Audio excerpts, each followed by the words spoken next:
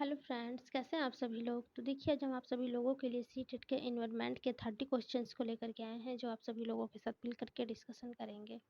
Okay, तो देखिए, जो लोग अभी तक हमारे चैनल को लाइक एवं सब्सक्राइब नहीं किए हैं, वे लोग कर दीजिए और अपने दोस्तों को भी शेयर कर दीजिए। हमारा चैनल है @लर्न विथ अल्पना। ओके, देखिए, हम आप लोगों को जो भी क्वेश्चंस कराएंगे वो आपके सभी questions previous year question paper में आया हुआ है। ओके, तो आइए देखिए, हम लोग सबसे पहला क्वेश्चन देखते हैं कि देखिए, कक्षा 5 की शिक्षिका एक एल्यूमिनियम फाइल लेती है और पानी में डाल देती है एवं दिखाती है कि वह ऊपर तैरता है। फिर वह फाइल को मरोड़कर जोर से दबाती है, यानी कि निचोड़ती है, और फिर से पानी में डालती है तथा शिक्षार्थियों को दिखाती है कि वह डूबता है।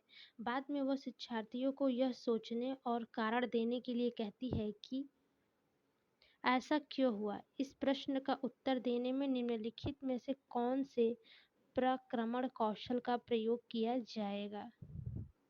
ठीक है, तो देखिए, आपका पहला ऑप्शन क्या है। पहला ऑप्शन है वर्गीकरण, दूसरा है अवलोकन, तीसरा है आपका मापन, चौथा है आपका परिकल्पना। तो देखिए फ्रेंड्स, इसका जो आपका राइट ऑप्शन हो जाएगा वो हो जाएगा परिकल्पना। ठीक है, वो सुनता है, उसके बाद वो मन में अपना सोचता है कैसे क्या करना है। ठीक है, जैसे कि जैसे भी कोई भी आप कार्य कर रहे हैं उसके लिए आप एक जैसे स्ट्रेटजी बनाते हैं। ठीक है, फिर आप सोचेंगे उसको, तो आप सोचेंगे कि ये क्या है, अगर हम इस नियम को अपनाते हैं तो इसका परिणाम क्या होगा। अगर वो परिणाम अच्छा हुआ तो आप उसको लागू कर लेंगे, अगर अच्छा नहीं होता है तो आप उसे छोड़ देंगे। यही आपका क्या होता है, परिकल्पना। ठीक है, तो प्रक्रमण कौशल का प्रयोग किया जाएगा किससे, परिकल्पना से। ओके, आई होप आप लोगों को समझ में आया होगा। आइए दूसरा क्वेश्चन देखते हैं क्या है।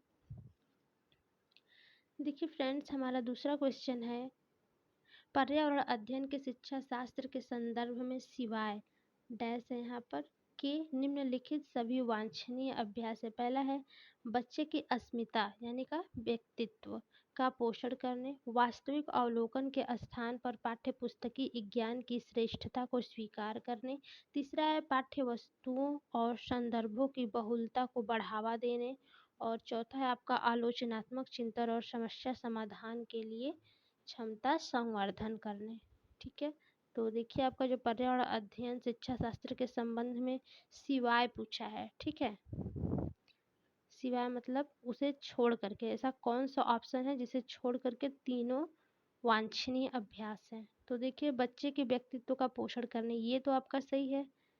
शिक्षा शास्त्र के संदर्भ में बच्चों का जो व्यक्तित्व होता है उसका लोग पोषण करते हैं। ठीक है, वास्तविक अवलोकन के स्थान पर पाठ्यपुस्तकीय विज्ञान को श्रेष्ठता स्वीकार करने, ये आपका नहीं होगा। तीसरा है पाठ्य वस्तुओं को संदर्भ, हमने बोला था जहाँ पे संदर्भ होगा वो आपका राइट ऑप्शन हो जाएगा। ठीक है, यहाँ पर देखिए चौथा ऑप्शन आपका आलोचनात्मक चिंतन और समस्या समाधान करने के लिए क्षमता संवर्धन करने, ये आपका भी सही होगा।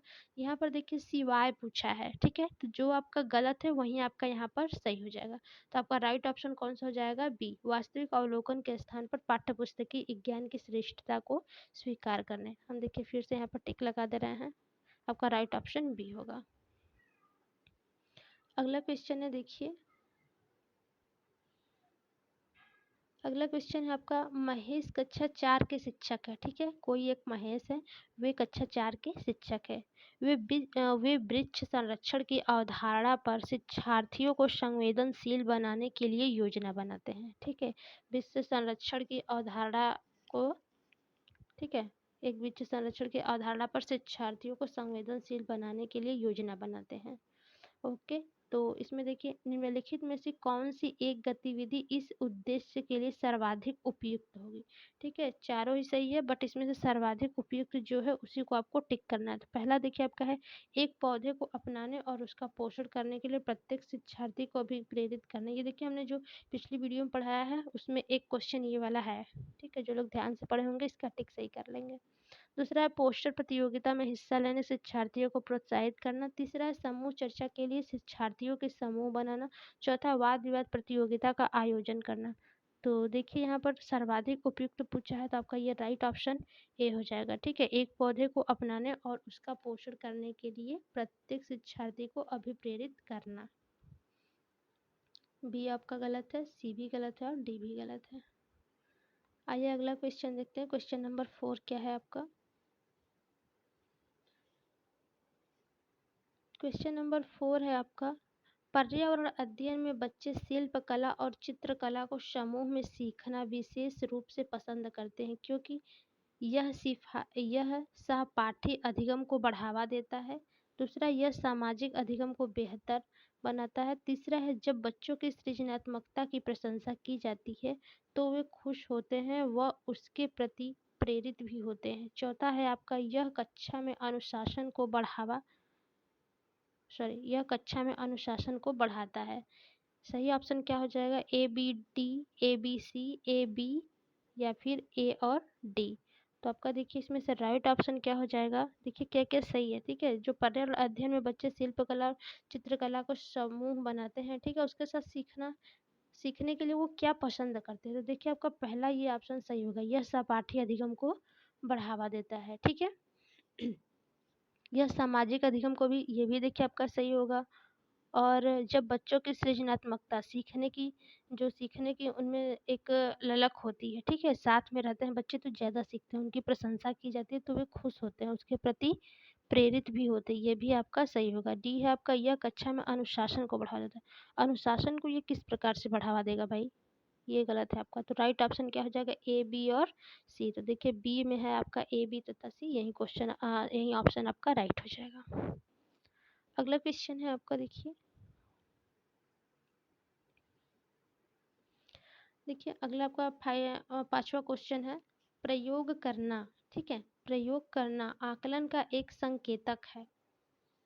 निम्नलिखित में से कौन सा एक प्रयोग करने संबंधित संकेतक का आकलन करने का सबसे उपयुक्त तरीका है?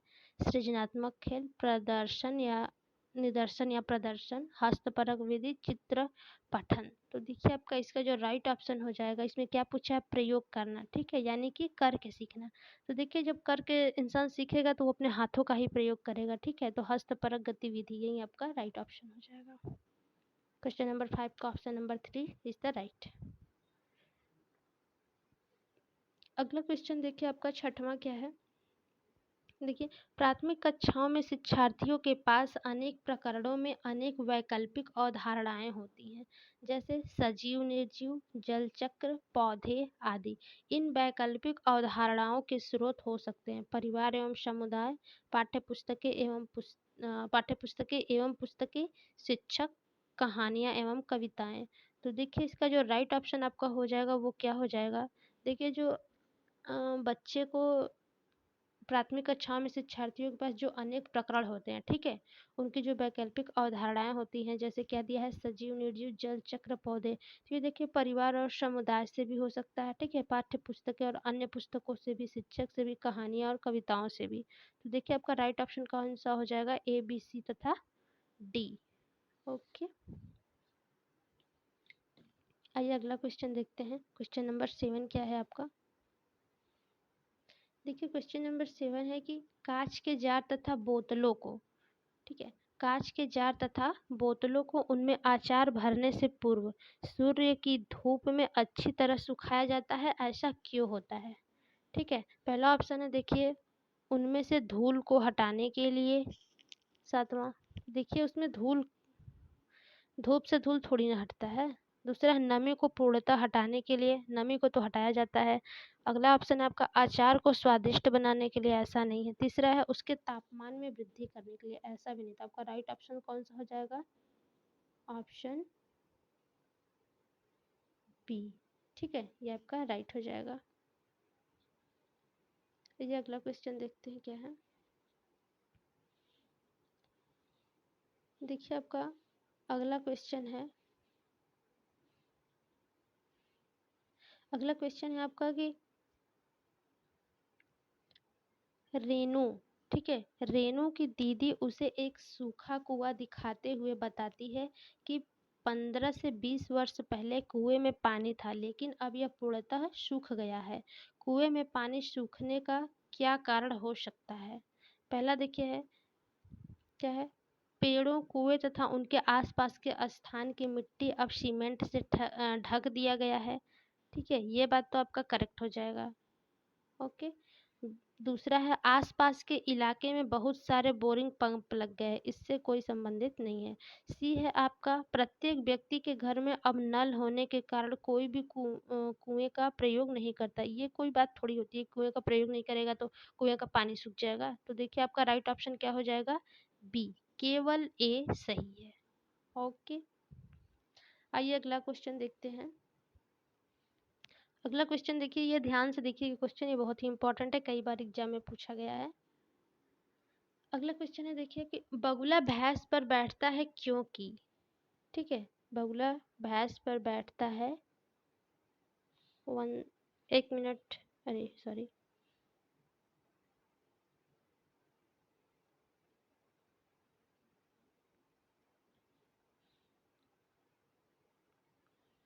देखिए हमने इस क्वेश्चन का जो आंसर था इसमें कौन सा होगा, देखिए 8 का जो क्वेश्चन है, कुएं तथा पेड़ों के पास के आसपास की मिट्टी को अब सीमेंट से ढक दिया गया है, ये भी आपका सही है। और बहुत सारे बोरिंग पंप लग गए, ये भी कारण है। ठीक है, आपका राइट ऑप्शन डी होगा। ओके, ए और बी, केवल ए नहीं होगा, ये भी आपका सही है। आसपास के इलाके में बहुत सारे बोरिंग पंप लग गए हैं। अगला देखिए, जो हमने क्वेश्चन अभी आप लोगों को बताया था कि बकुला भैंस पर बैठता है क्योंकि, पहला है बगुला मनोरंजन के लिए भैंस पर बैठता है। बी ऑप्शन में भैंस बगुले को एक स्थान से दूसरे स्थान तक आने जाने में मदद करती है। तीसरा है आपका सी ऑप्शन, बगुला भैंस को डराना चाहता है। चौथा है बगुला तथा भैंस में सहजीवी संबंध होता है। तो देखिए इसका जो नौवां का राइट ऑप्शन होगा वो डी होगा। ठीक है, जो बगुला होता है और भैंस, ठीक है, दोनों में सहजीवी संबंध होता है। अगला क्वेश्चन देखिए क्या है। अगला क्वेश्चन देखिए कि निम्नलिखित में से जड़ का कौन सा कार्य पौधे के लिए नहीं है। पहला ऑप्शन है ह्यूमस उपलब्ध कराना, दूसरा है पौधे को सहारा देना, तीसरा है जल तथा खनिजों का अवशोषण करना, चौथा है भोजन भंडारण संचित करना। तो देखिए जो 10वां क्वेश्चन है उसका आपका राइट ऑप्शन जो हो जाएगा वो क्या हो जाएगा, भोजन भंडारण संचित करना। ठीक है, भोजन भंडारण या फिर संचित करना। ओके, आइए अगला क्वेश्चन देखते हैं। देखिए अगला क्वेश्चन है आपका कड़म मल्लेश्वरी से संबंधित है। ठीक है, देखिए कड़म मल्लेश्वरी के विषय में नीचे दिए गए कथनों पर विचार कीजिए। पहला कथन क्या है इसमें, वह अंतर्राष्ट्रीय ख्याति प्राप्त भारोत्तोलक वेट लिफ्टर हैं। ठीक है, दूसरा है आपका वह कर्नाटक की हैं। तीसरा है उसने अपने नाम बहुत से रिकॉर्ड बनाए, वह 130 किलोग्राम तक का भार उठा सकती थी। ठीक है, और डी ऑप्शन है जब वह 12 वर्ष की थी तभी से वह भार उठाने का अभ्यास करने लगी थी। ओके, तो आपका देखिए जो राइट ऑप्शन है वो क्या है, अगर किसी को आ रहा है तो वो कमेंट बॉक्स में ज़रूर कमेंट कर दीजिए आप लोग, राइट ऑप्शन क्या हो जाएगा। ओके, तो देखिए फ्रेंड्स, अब हम आप लोग को टिक करके बताते हैं कि देखिए जो काड़ा मल्लेश्वरी हैं, पहला ऑप्शन सही है कि वो अंतर्राष्ट्रीय ख्याति प्राप्त भारोत्तोलक यानी कि वेट लिफ्टर हैं।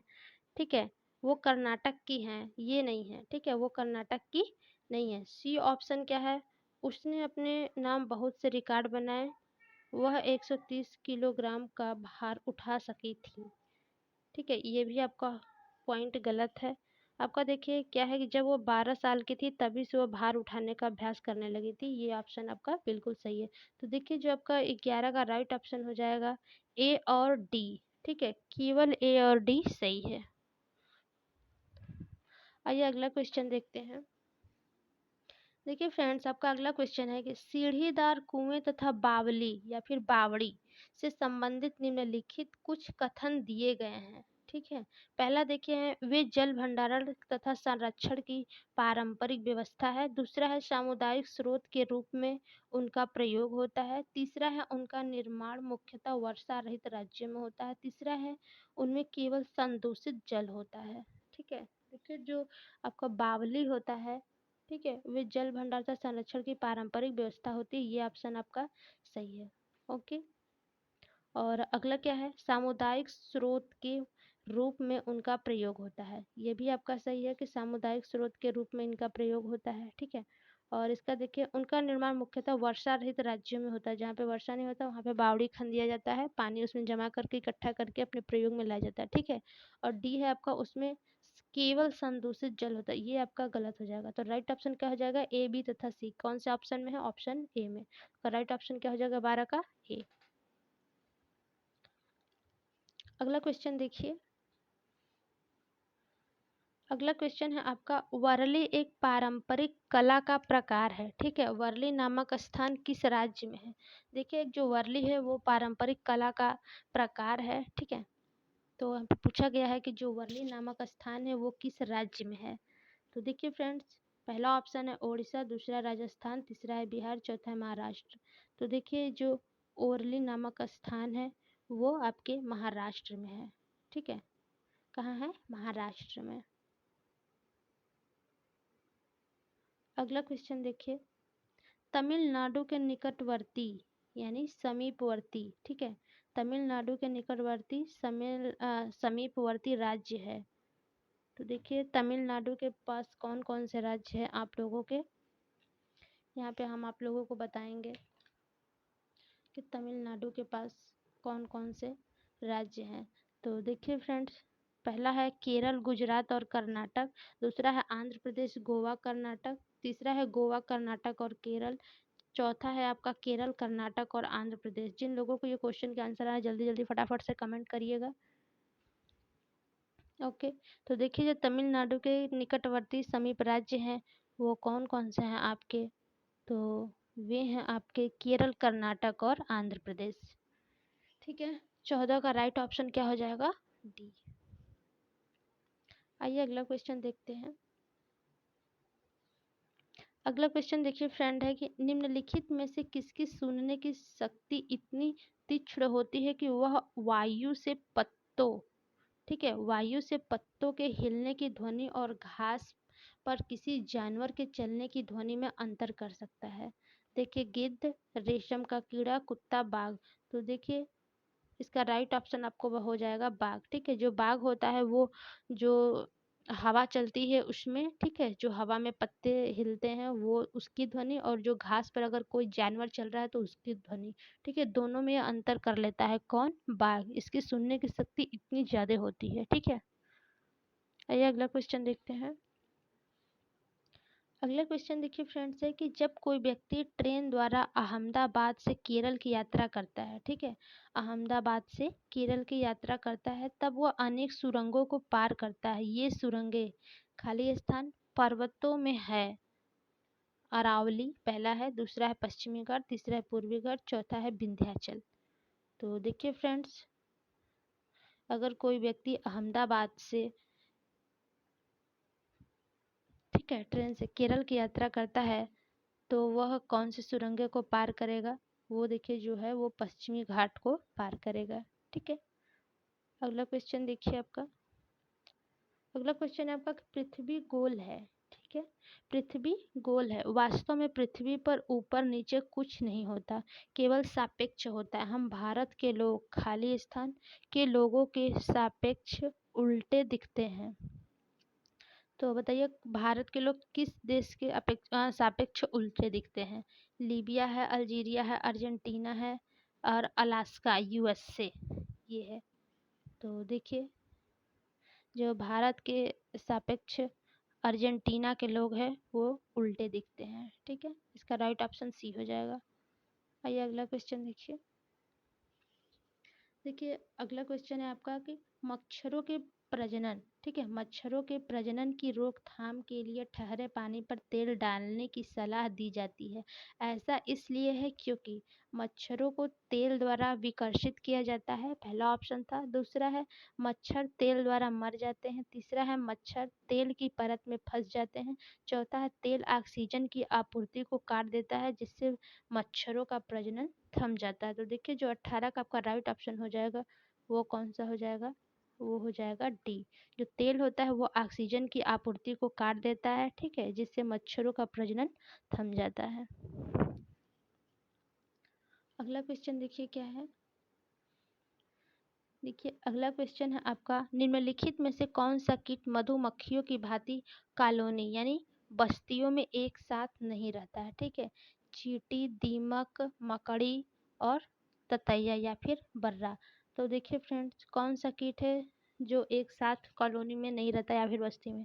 फटाफट से कमेंट करिए। ये देखिए बहुत ही इजी आपके क्वेश्चन है, प्रीवियस ईयर में पूछा गया है और हमेशा है, मतलब हमेशा से ही इस क्वेश्चन को क्वेश्चन पेपर में दिया जाता है। तो ये देखिए आपकी जो मकड़ी होती है, ठीक है, मकड़ी होती है वो देखिए हमेशा ही अकेले होती है। चींटी, दीमक, ततैया फिर बर्रा, ये देखेंगे हमेशा ये सब तीनों झुंड में रहते हैं, लेकिन मकड़ी हमेशा अकेले रहती है। देखिए अगला क्वेश्चन क्या है आपका।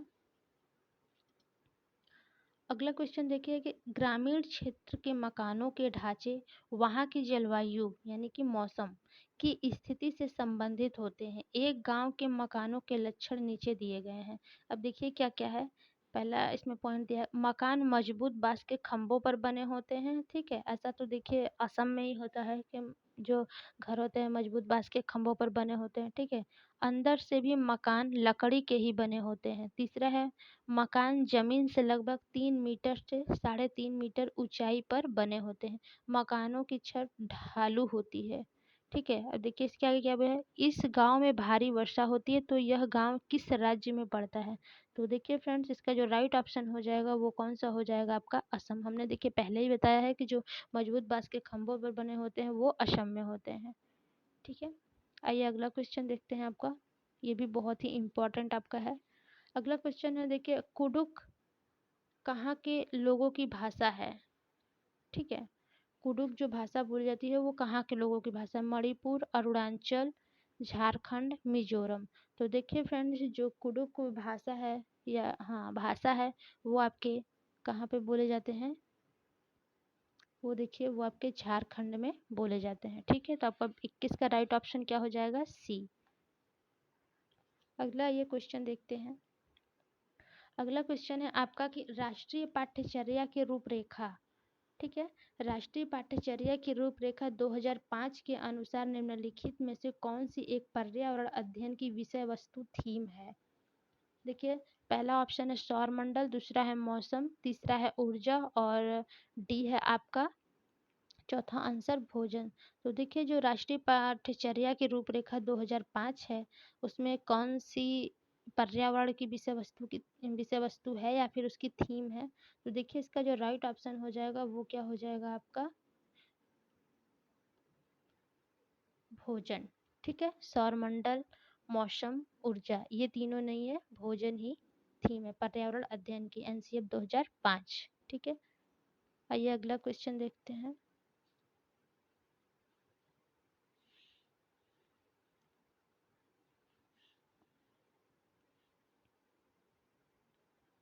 अगला क्वेश्चन देखिएगा फ्रेंड्स क्या है।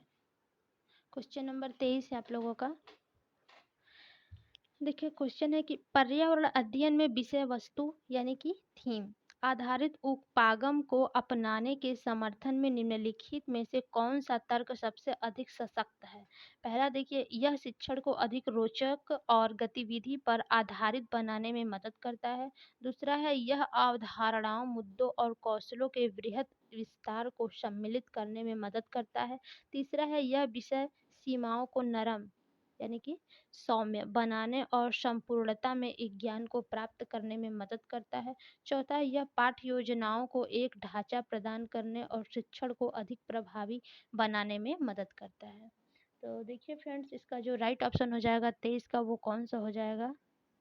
ऑप्शन डी, यह पाठ्य योजनाओं को एक ढांचा प्रदान करने और शिक्षण को अधिक प्रभावी बनाने में मदद करता है। ओके, आइए अगला क्वेश्चन देखते हैं हम लोग क्या है।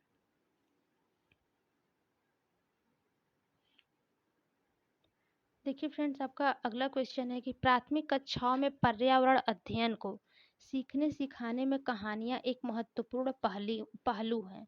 पर्यावरण अध्ययन के कक्षा कक्ष में कहानी सुनाने को शिक्षण कौशल के रूप में सम्मिलित करने के लिए निम्नलिखित में से कौन सा सबसे कम उपयुक्त कारण है?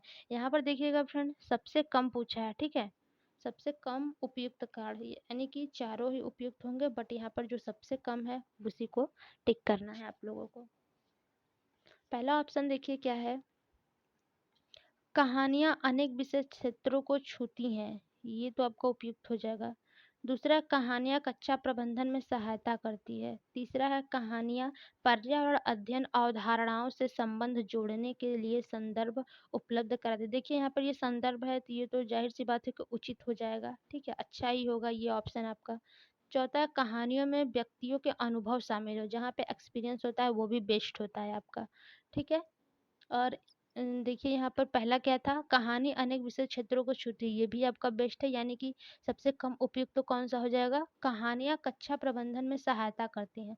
तो आपका देखिए राइट ऑप्शन जो हो जाएगा, सबसे कम पूछा है तो ऑप्शन बी ही सही हो जाएगा, कहानियाँ कक्षा प्रबंध में सहायता करती हैं। आइए अगला क्वेश्चन देखते हैं क्या है। अगला क्वेश्चन है, देखिए, पर्यावरण अध्ययन पाठ्य पुस्तक की विषय वस्तु में ए ऑप्शन है परिभाषाओं और व्याख्यानों को दूर रखा जाता है। दूसरा है रटकर सीखने को हतोत्साहित करना। और आपका जो चौथा है, बच्चों को प्रश्न करने और खोजने का मौका मिलना चाहिए, बच्चों को केवल लिखित जानकारी। देखिए यहाँ पर केवल आ गया, ये भी गलत हो गया, रट कर ये भी गलत हो जाएगा, ठीक है। व्याख्यानों को दूर रखा जाना चाहिए, दूर नहीं रखना चाहिए, बच्चों से व्याख्यान करवाना चाहिए, ठीक है। तो आपका जो राइट ऑप्शन हो जाएगा वो आपका कौन सा हो जाएगा, सी, बच्चों को प्रश्न करने और खोजने का मौका मिलना चाहिए, ठीक है। और सॉरी, यहाँ पे देखिए टिक करने के लिए दिया है हमने, हाँ, पर्यावरण अध्ययन विषय वस्तु में, ठीक है। तो यहाँ पर देखिए क्या, यहाँ पे देखिए आपका ऐसे क्वेश्चन दिया है ऑप्शन इसका, तो देखिए चारों ऑप्शन ऐसे तो सबसे कम यही है, हतोत्साहित करने, अरे सॉरी, जो तीसरा है प्रश्न खोजने और मौका मिलना चाहिए। तो देखिए यहाँ पर क्वेश्चन क्या पूछा गया, पर्यावरण अध्ययन पाठ्य पुस्तक की विषय वस्तु में, ठीक है। जो 25 का आपका देखिए राइट आंसर हो जाएगा वो क्या हो जाएगा, देखिए सबसे गलत तो हमने बताया रट कर हतोत्साहित करने के लिए, हतोत्साहित करना यानी कि रटना नहीं सिखाना है बच्चों को, ठीक है। और देखिए क्या है आगे इसमें,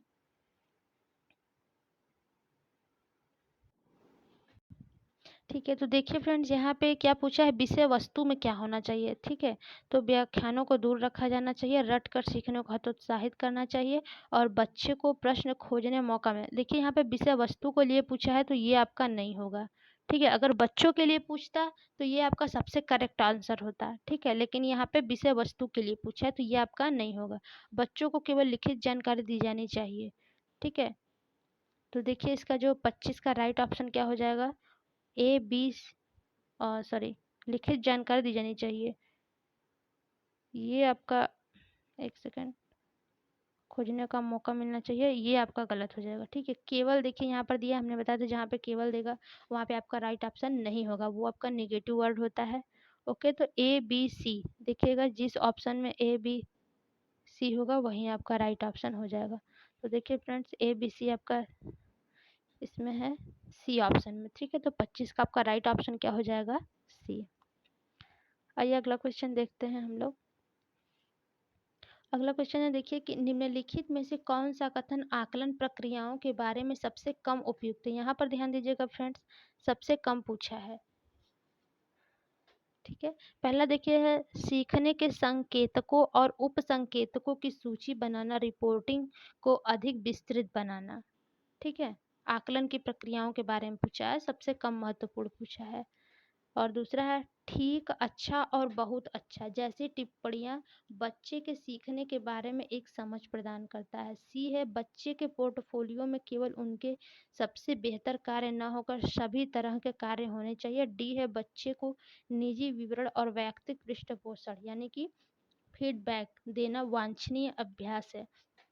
तो देखिए यहाँ पर सबसे कम जो उपयुक्त आंसर है वो आपका क्या हो जाएगा, वो आपका हो जाएगा ऑप्शन डी, बच्चों को निजी वातावरण और वैयक्तिक पृष्ठपोषण फीडबैक देना वांछनीय अभ्यास, ये सबसे कम उपयुक्त आपका हो जाएगा, ठीक है। आइए अगला क्वेश्चन देखते हैं। देखिए फ्रेंड्स, अगला क्वेश्चन है कि दिए गए प्रश्नों को ध्यान से पढ़िए, ठीक है। देखिए क्या है, क्या आपने अपने घर या स्कूल के आसपास जानवर देखे हैं जिनके छोटे बच्चे हैं, अपनी नोटबुक में उनका नाम लिखिए, ओके। इस प्रश्न के माध्यम से किस प्रक्रमण कौशल का आकलन किया गया है? पहला है परिकल्पना एवं प्रयोग करना, न्याय के लिए सरोकार, अवलोकन एवं रिकॉर्डिंग, वर्गीकरण एवं चर्चा। तो देखिए इसका जो राइट ऑप्शन हो जाएगा वो क्या हो जाएगा? अवलोकन एवं रिकॉर्डिंग। ठीक है, वो उसने देखा, अवलोकन किया, ठीक है, अपने दिमाग में उसको रिकॉर्ड किया, तभी तो अपने कॉपी पे नाम लिख पाया है। ठीक है, आइए अगला क्वेश्चन देखते हैं आपका।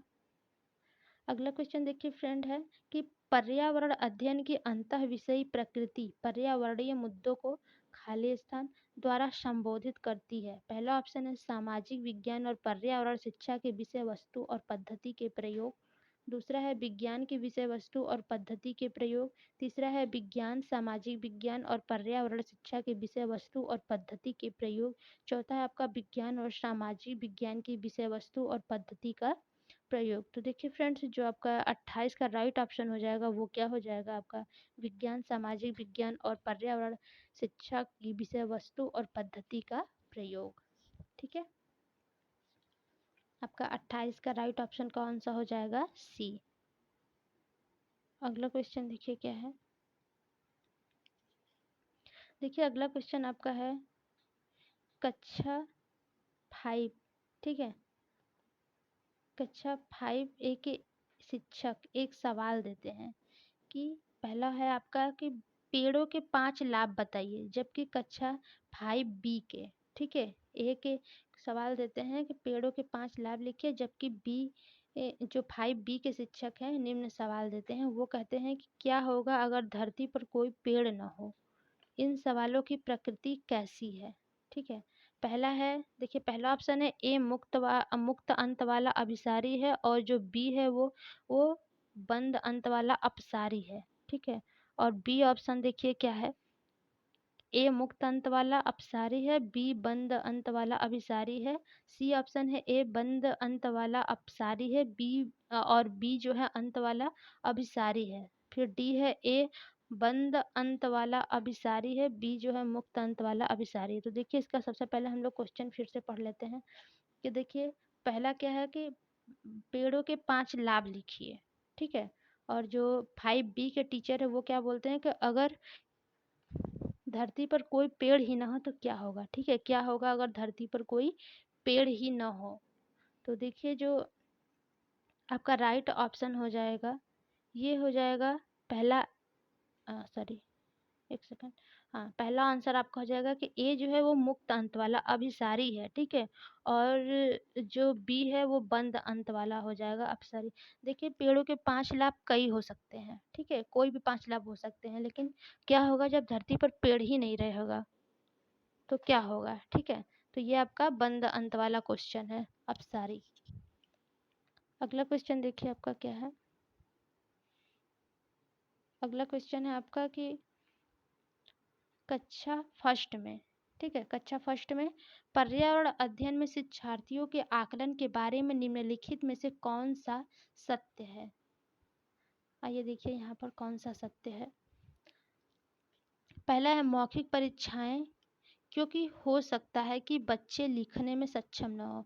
दूसरा है ड्राइंग क्योंकि बच्चों को इसमें आनंद आता है। तीसरा है शिक्षकों का अवलोकन और रिकॉर्डिंग। चौथा है किसी को न रोके नीति को ध्यान में रखते हुए आकलन की कोई आवश्यकता नहीं है।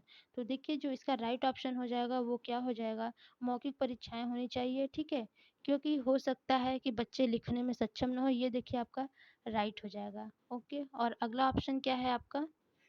ड्राइंग क्योंकि बच्चों को इसमें आनंद आता है, ये भी होना चाहिए बिल्कुल। और देखिए शिक्षकों का अवलोकन और रिकॉर्डिंग ये भी बिल्कुल जरूरी है, लेकिन ये आपका नहीं होगा, किसी को न रोके नीति, ठीक है, ध्यान में रखते हुए आकलन की कोई आवश्यकता नहीं है। आकलन की देखिए आवश्यकता होती है, तो आपका राइट ऑप्शन कौन सा हो जाएगा? ABC, यानी कि ऑप्शन डी। ओके, तो देखिए आज के लिए 30 क्वेश्चन कंप्लीट हमने करा दिए हैं अभी तक। देखिए जो लोग हमारे चैनल पे नए जुड़े हैं और जो लोग लाइक एंड सब्सक्राइब नहीं किए हैं वो लोग हमारे चैनल को लाइक एंड सब्सक्राइब कर दिए। Okay, thank you.